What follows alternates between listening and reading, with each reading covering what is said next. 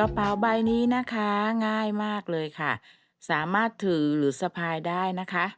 มาดูอุปกรณ์ค่ะวันนี้ยายจ๋าใช้เป็นเชือกฟอกนิ่มนะคะเส้นอยู่ที่ประมาณ2มิลยายจ๋าใช้2 สีนี้นะคะ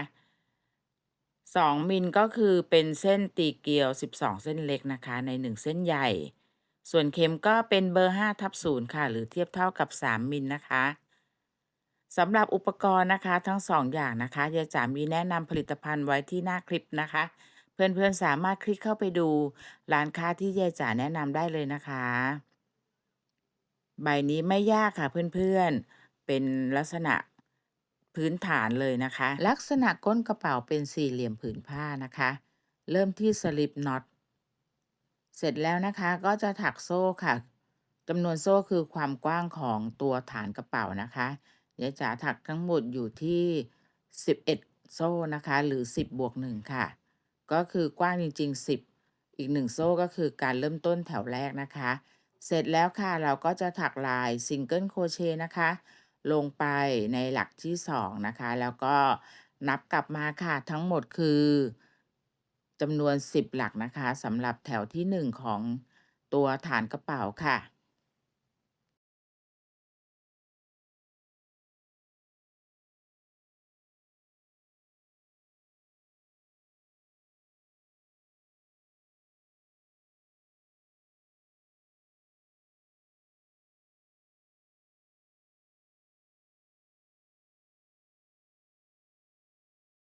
เมื่อเสร็จแล้วนะคะแถวแรกค่ะต่อไปนะคะขั้นตอนต่อไปขึ้นต้น1โซ่ค่ะในแถวที่2นะคะแล้วให้พลิกกลับชิ้นงานถักซิงเกิลโครเชต์ย้อนกลับมาค่ะเราก็จะถักในแต่ละแถวนะคะทั้งหมดก็คือ10หลักค่ะเราจะถักแบบนี้นะคะตั้งแต่แถวที่2เดี๋ยวจ๋าจะถักไปนะคะจนได้ความยาวอยู่ที่จำนวน44แถวค่ะให้เพื่อนๆถักต่อจนจบ นะคะตั้งแต่แถวที่2ถักขึ้นไปค่ะทั้งหมดคือ44แถวนะคะเมื่อเราถักได้แล้ว44แถวนะคะลักษณะงานที่ได้ค่ะเป็นผืนลักษณะของสี่เหลี่ยมผืนผ้านะคะยายจ๋าวัดให้ดูค่ะถ้าเพื่อนๆใช้ตัวเอ่อวัสดุเดียวกับยายจ๋านะคะแล้วก็ถักจำนวนเท่ากันนะคะความยาวจะอยู่ที่20เซนนะคะโดยประมาณนะคะต่อไปค่ะเราจะมาถักตัวปิดลายทั้ง3ด้านนะคะด้วยซิงเกิลโครเชต์ค่ะเพื่อเพิ่มความสวยงามนะคะก่อนที่เราจะขึ้นตัวกระเป๋าค่ะทีนี้นะคะสำหรับใบนี้จำนวนหลักที่จะลงในแต่ละมุมทั้ง4มุมนะคะเราจะถักอยู่ที่ซิงเกิลโครเชต์3ครั้งนะคะแต่สำหรับหลักแรกตรงนี้นะคะเราถักไว้แล้ว1เพราะฉะนั้นเราจะเพิ่มไปแค่จำนวน2ครั้งนะคะรวมกับหลักแรกที่ถักแล้วนะคะก็เท่ากับหลักมุมจะมีอยู่ที่3ซิงเกิลโครเชต์นะคะแล้วต่อไปค่ะเมื่อเราได้ตรงหลักมุมแล้วนะคะตรงนี้เราก็ถักหลักต่อๆไปได้เลยค่ะลักษณะการแทงนะคะเพื่อนๆก็สังเกตดูนะคะว่ายายจ๋าแทงอยู่ในหลักไหนนะคะถ้าเป็นเพื่อนที่เป็นอยู่แล้วนะคะก็ไม่ยากค่ะแต่ถ้าเป็นเพื่อนมือใหม่นะคะก็ลองหยุดดูนิดนึงนะคะว่ายายจ๋าแทงลงไปตรงไหนนะคะอันนี้นะคะเราจะปิดตัวลายริมนะคะของฐานกระเป๋าค่ะด้วยลายซิงเกิลโครเชต์ค่ะเราถักไปเลยนะคะในทุกๆหลักค่ะหลักละ1 ครั้งนะคะจนถึงมุมที่2ค่ะ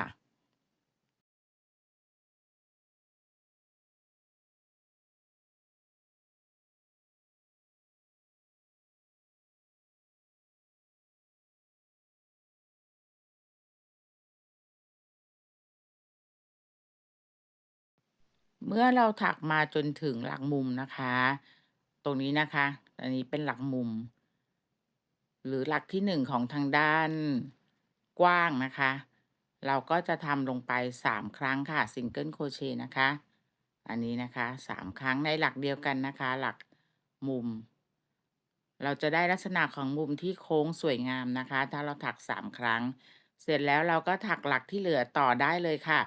ถักลงไปหลักละ1ครั้งนะคะจนถึงมุมที่3ค่ะ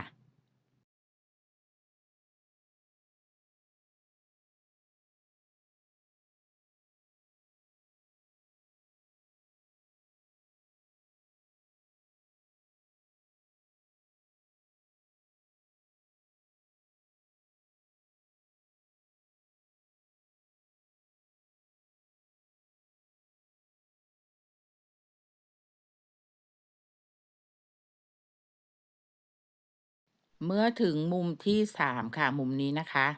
หลักนี้นะคะเราก็จะเหมือนกันค่ะถักลงไปจำนวน3ครั้งนะคะในหลักเดียวกันค่ะ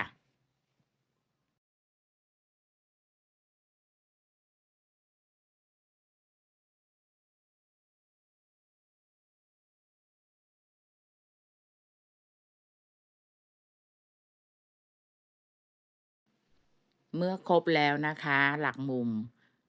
เราก็จะถักด้านต่อไปค่ะเหมือนกันนะคะ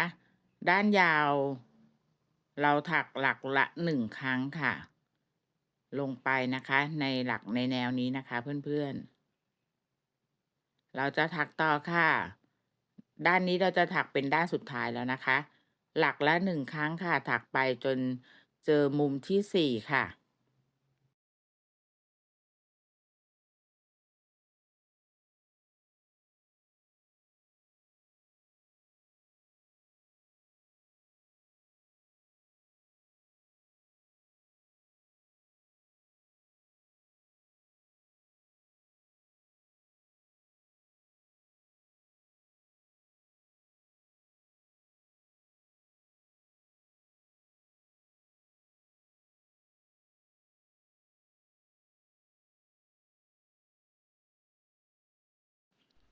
เมื่อมาถึงหลักนี้นะคะเป็นหลักสุดท้ายนะคะอันนี้เป็นหลักมุมซึ่งเราจะนับหลักที่1ที่เราถักไว้แล้วนะคะเป็น1แล้วเพราะฉะนั้นนะคะในหลักนี้เราจะถักเพิ่มไปอีกแค่2ครั้งนะคะเหมือนตอนที่เราเริ่มต้นในหลักแรกนะคะมุมที่1อันนี้ก็เหมือนกันนะคะมุมที่4เราถักเพิ่มแค่2ครั้งนะคะพอเรารวมกับนับรวมหลักที่เราเริ่มต้นนะคะ ก็เท่ากับ3หลักในมุมเดียวกันนะคะเพื่อนๆไม่งงใช่ไหมคะอันนี้นะคะ1เพราะฉะนั้นให้เพื่อนๆใส่มาร์กเกอร์ไว้นะคะในตรงมุมทั้ง4มุมให้เพื่อนๆใส่มาร์กเกอร์ไว้นะคะทั้ง4มุมนะคะที่เป็นมุมตรงกลางที่เป็นหลักตรงกลางนะคะดูนะคะให้สวยงามนะคะมี3หลักเราใส่หลักกลาง ตรงนี้นะคะเดี๋ยวจ๋าใส่ให้ดูเพื่อให้เห็นชัดนะคะมี3หลักในหลักมุมนะคะเสร็จแล้วนะคะจำนวนหลักรวมทั้ง4ด้านนะคะให้เป็นจำนวนเลขคู่นะคะหารด้วย2ลงตัวเพื่อนๆก็จะสามารถถักชิ้นงานต่อได้เลยนะคะเพื่อนๆลองนับหลักดูนะคะไม่จำเป็นต้องใช้จำนวนแถวและความยาวโซ่เท่ายายจ๋านะคะแต่ขอให้ยึดหลักที่เมื่อนับหลักรวมแล้วทั้ง4ด้านหารด้วย2ลงตัวค่ะต่อไปนะคะเราก็จะมาเริ่มถักในส่วนของตัวกระเป๋านะคะ เราจะขึ้นลายแล้วนะคะสำหรับแถวแรกค่ะสำหรับใบนี้ลายไม่ยากค่ะใช้แค่2แถวนะคะใน1ช่วงลายใน1ผังลายใช้2แถวค่ะแล้วต่อไปก็จะเป็นการถักซ้ำหมดเลยนะคะเพราะฉะนั้นเริ่มต้นที่3โซ่นะคะในหลักที่1แล้วก็ในหลักเดียวกันค่ะให้ทำซ้ำลงไปนะคะด้วยลายดับเบิลโครเชต์ค่ะหรือพอ1คอนะคะอันนี้นะคะในหลักเดียวกัน เท่ากับเรามีดับเบิลโครเชต์2ครั้งนะคะแล้วข้าม1หลักค่ะถักในหลักที่ถัดไปนะคะหลักที่2ด้วยดับเบิลโครเชต์จำนวน2ครั้งในหลักเดียวกันนะคะ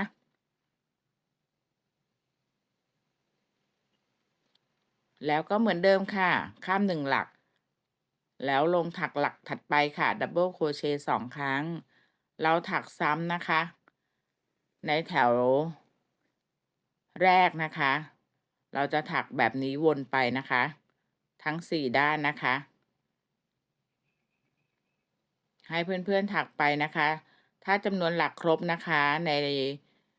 ช่วงผังลายสุดท้ายนะคะชุดสุดท้ายจะต้องถักดับเบิลโครเชต์2ครั้งลงไปแล้วเหลืออยู่1เหลือหลักว่างอยู่1หลักนะคะที่เราจะต้องสคิปนะคะหรือข้ามนะคะตรงนี้แล้วไปเลื่อนห่วงจบแถวกับโซ่ที่3ค่ะหลักโซ่ที่3นะคะเราเริ่มต้นที่3โซ่เราจะไปเชื่อมต่อจบแถวกับโซ่ที่3นะคะเป็นการจบแถวค่ะลักษณะงานนะคะก็จะตั้งขึ้นมาเป็นทรงกระเป๋าค่ะต่อไปนะคะ ในชุดลายเขานะคะจะมีอีก1แถวประกอบกันนะคะขึ้น1โซ่ค่ะแถวที่2นะคะแล้วถักต่อด้วยลาย Single Crochet ค่ะธรรมดาเลยลงไปนะคะในทุกๆหลักค่ะหลักละ1ครั้งนะคะ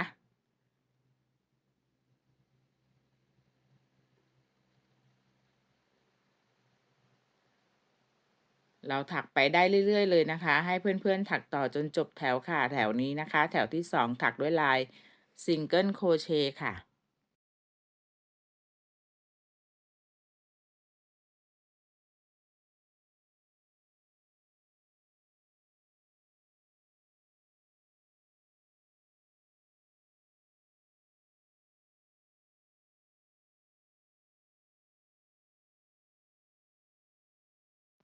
เมื่อถักมาถึงหลักสุดท้ายค่ะต่อไปก็จบแถวนะคะเราก็จบกับหลักที่1นะคะหลัก Single Crochet ที่1เลื่อนห่วงจบแถวได้เลยค่ะเมื่อเสร็จแถวนี้นะคะลักษณะลายที่ได้นะคะก็จะประกอบด้วย2แถวนะคะแถวแรกคือ Double Crochet แถวที่2คือ Single Crochet ค่ะ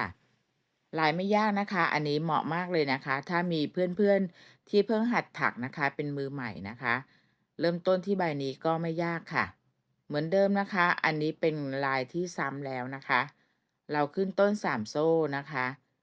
ในหลักที่เราจบนะคะเราขึ้นต้นหลักนี้เลยเสร็จแล้วก็ดับเบิลโครเชต์ลงไปอีก1ครั้งนะคะ3โซ่ที่เราเริ่มต้นก็คือแทนดับเบิลโครเชต์1ครั้งแล้วข้าม1ค่ะ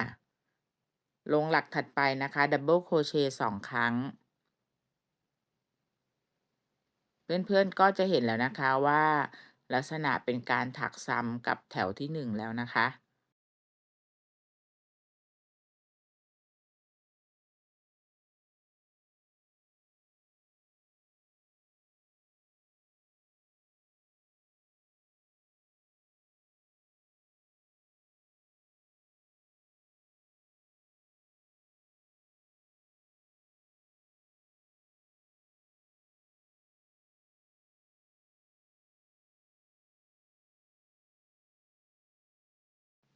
ขั้นตอนต่อไปนะคะเพื่อนๆก็ถักแบบนี้นะคะลายแถวต่อไปสลับกันนะคะดับเบิลโครเชต์1แถวซิงเกิลโครเชต์1แถวค่ะให้ถักแพทเทิร์นนี้นะคะขึ้นไปเรื่อยๆเลยนะคะแล้วเดี๋ยวเราจะมาเปลี่ยนสีที่2ค่ะ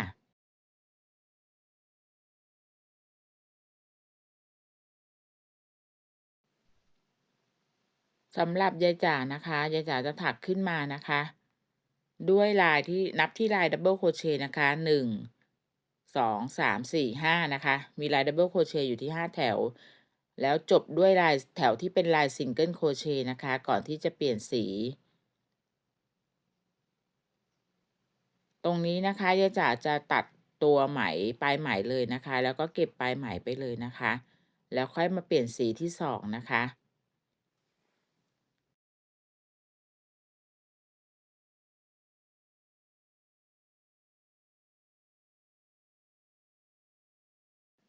มาดูวิธีเก็บปลายไหมนะคะเพื่อนๆมือใหม่นะคะมือเก่าน่าจะทำเป็นกันอยู่แล้วนะคะถ้าได้ติดตามคลิปยายจ๋ามาตลอดนะคะวิธีเก็บปลายไหมนะคะแล้วก็การแทนที่หลักสุดท้ายกับหลักแรกเข้าด้วยกันนะคะก็ให้เขาเนียนออกมาเป็น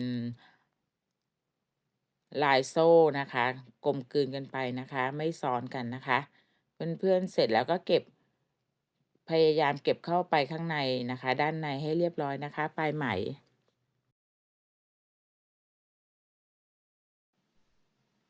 สำหรับตัวเชือกฟอกและก็อุปกรณ์การถักนะคะหรือก็ในส่วนที่เกี่ยวข้องกับงานถักโครเชต์นะคะเดี๋ยวจ๋าจะมีแปะลิงก์นะคะแนะนำตัวร้านค้านะคะไว้ให้ที่หน้าคลิปนะคะเพื่อนๆเวลาที่ระบบเขาขึ้นมาว่าดูผลิตภัณฑ์นะคะหรือเป็นคำที่เขาโชว์ขึ้นมาดูสินค้าหรืออะไรประมาณนี้นะคะเพื่อนๆสามารถ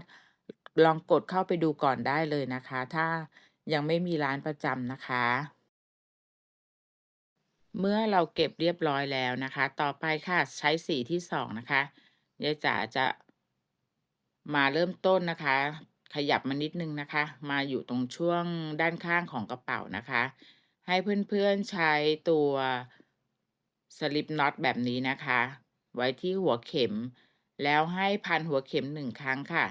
เราจะลงด้วยลายถักดับเบิลโครเชต์เลยนะคะลงไปนะคะเพื่อนๆดูนะคะเราจะลงที่หลักนะคะเพื่อนๆให้ดูที่แถวที่เป็นดับเบิลโครเชต์นะคะแล้วก็จะเยื้องมาแบบนี้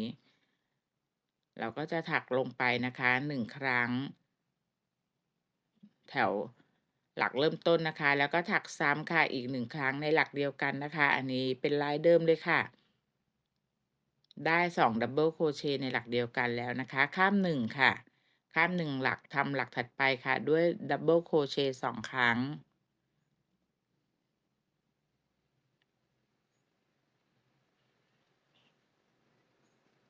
แล้วก็ข้าม1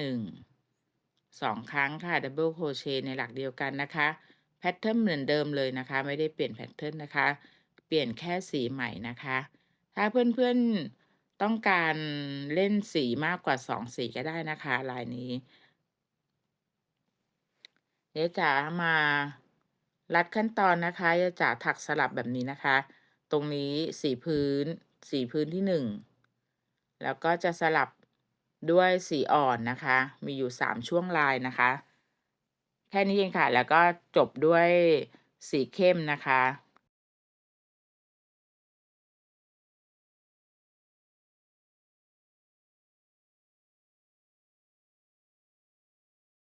เมื่อวัดดูแล้วนะคะยายจ๋าถักขึ้นมาอยู่ที่20เซนค่ะความสูงแล้วก็จะมาแบ่งในส่วนของจุดที่เราจะไว้ถักในสายกระเป๋านะคะซึ่งจะเป็นการถักสายกระเป๋าแบบในตัวนะคะให้เพื่อนๆพับด้านข้างนะคะให้สวยงามนะคะแล้วเราใช้วิธีการวัดเลยค่ะยายจ๋าจะวัดจากด้านข้างนะคะเข้ามาอยู่ที่ประมาณ8เซนค่ะ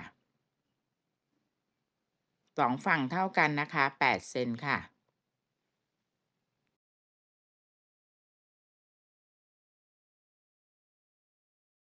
ตรงกลางนี้จะอยู่ที่11เซนโดยประมาณนะคะช่วงที่เป็นปากกระเป๋าตรงนี้นะคะ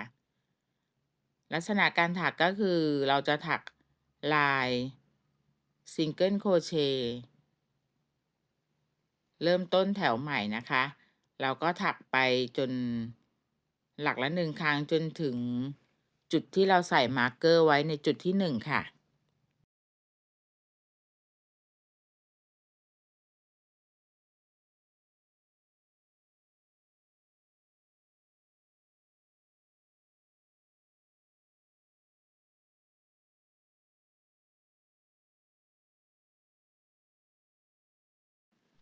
เมื่อถักมาจนถึงหลักที่เราใส่มาร์กเกอร์ไว้ตรงนี้นะคะให้ถักสายโซ่ต่อได้เลยค่ะความยาวของสายโซ่ก็คือความยาวของสายกระเป๋าที่เพื่อนๆต้องการนะคะเท่ายายจ๋าก็ถักไปที่70โซ่ค่ะความยาว70โซ่สามารถคล้องแขนและคล้องไหล่ได้นะคะเสร็จแล้วเราก็มาถักต่อค่ะซิงเกิลโครเชต์ลงในหลักที่ใส่มาร์กเกอร์ในจุดที่2นะคะตรงนี้ค่ะไม่น่ายากแล้วนะคะถักสายกระเป๋าในตัวจะเป็นอะไรที่ไม่ยากค่ะเราก็ถักต่อไปได้เรื่อยๆเลยนะคะซิงเกิลโครเชต์ให้เพื่อนๆถักต่อเราจะถักวนไปจนถึงด้านหลังนะคะในตำแหน่งที่3ให้เพื่อนๆถักวนนะคะ ถักวนไปจนถึงตำแหน่งที่3แล้วก็ถักสายโซ่ค่ะมาลงที่4แล้วก็ถักจบแถวแล้วก็ให้ขึ้นอีก1แถวต่อมาเลยนะคะยายจ๋าขอข้ามขั้นตอนนะคะตรงนี้เราเริ่มมาแถวใหม่นะคะมาจนถึงตรงรอยต่อช่วงปากกระเป๋ากับตัวสายโซ่นะคะเราจะรวบ3หลักพร้อมกันนะคะเพื่อนๆดูนะคะ แล้วก็จะไปบนสายโซ่1หลักค่ะตรงนี้แล้วเราก็รวบพร้อมกันค่ะจาก3นะคะตรงขอบ2ตรงโซ่1นะคะรวมเป็น3เหลือ1แล้วก็ถักต่อได้เลยค่ะบนหลักของบนหลักโซ่ของสายกระเป๋านะคะ1 ต่อ 1ได้เลยนะคะเราถักไปค่ะ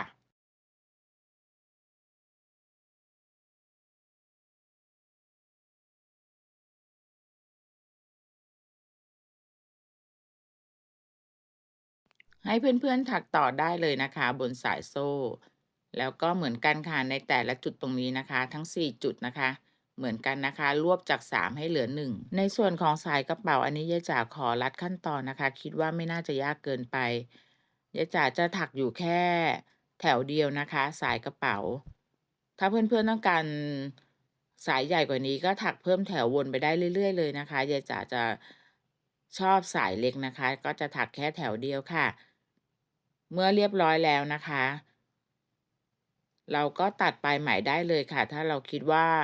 สายกระเป๋าพอใจแล้วนะคะให้เพื่อนๆตัดปลายไหมแล้วเก็บปลายไหมให้เรียบร้อยเลยค่ะใบนี้ยายจ๋าเน้นอะไรที่ง่ายๆนะคะแล้วก็ไม่ต้องซื้อวัสดุอะไรเพิ่มเติมแล้วนะคะนอกจากมีเชือกฟอกแล้วก็เข็มโครเชต์เท่านั้นค่ะเพื่อนๆก็สามารถมีกระเป๋าไว้ใช้ได้1ใบนะคะลายพื้นฐานเลยค่ะดับเบิลโครเชต์แล้วก็ซิงเกิลโครเชต์นะคะ ใบนี้ยายจ๋าขอเอาใจสำหรับเพื่อนๆนะคะมือใหม่หัดถักนะคะไม่ยากค่ะง่ายๆนะคะแล้วก็ไม่เน้นอุปกรณ์เสริมค่ะหรือจะเป็นสายอาวุโสนะคะใบนี้ยิ่งง่ายเข้าไปใหญ่เลยค่ะไม่ยุ่งยากค่ะไม่ต้องกังวลเลยนะคะถ้าถักลายดับเบิลโครเชต์เป็นซิงเกิลโครเชต์เป็นสามารถถักตามยายจ๋าได้เลยค่ะมีกระเป๋าน่ารักๆนะคะไว้ถือใช้ปีใหม่นะคะอีก1ใบค่ะ เมื่อเราเก็บนะคะอันนี้เก็บให้เรียบร้อยนะคะเก็บปลายไหมเข้าไปข้างในให้เรียบร้อยนะคะไม่ว่าเราจะถือเองหรือเราจะทำจำหน่ายนะคะก็ควรจะเก็บตัวชิ้นงานนะคะเศษไหมทั้งหลายปลายไหมทั้งหลายให้เรียบร้อยค่ะแค่นี้เราก็จะได้กระเป๋าถืออีก1ใบแล้วนะคะหวังว่าเพื่อนๆคงจะชอบกันนะคะส่วนตรงกลางนะคะตรงช่องกลางตรงนี้เพื่อนๆเลือกติดได้ตามชอบเลยนะคะจะเป็นกระดุมแม่เหล็ก หรือว่าจะถักเป็นสายโซ่คล้องกระดุมด้านหน้านะคะเพื่อนๆก็จัดตามชอบเลยค่ะยายจ๋าขอฝากไว้อีก1คลิปนะคะหวังว่าเพื่อนๆคงจะถูกใจกันนะคะ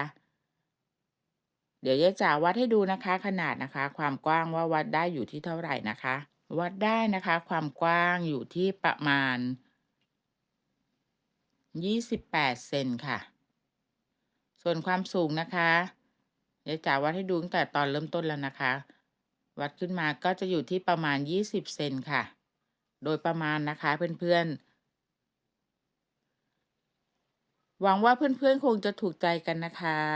อย่าลืมนะคะก่อนจบคลิปค่ะยายจ๋าฝากเพื่อนๆกดไลค์กดแชร์ส่งกำลังใจมาให้ด้วยนะคะ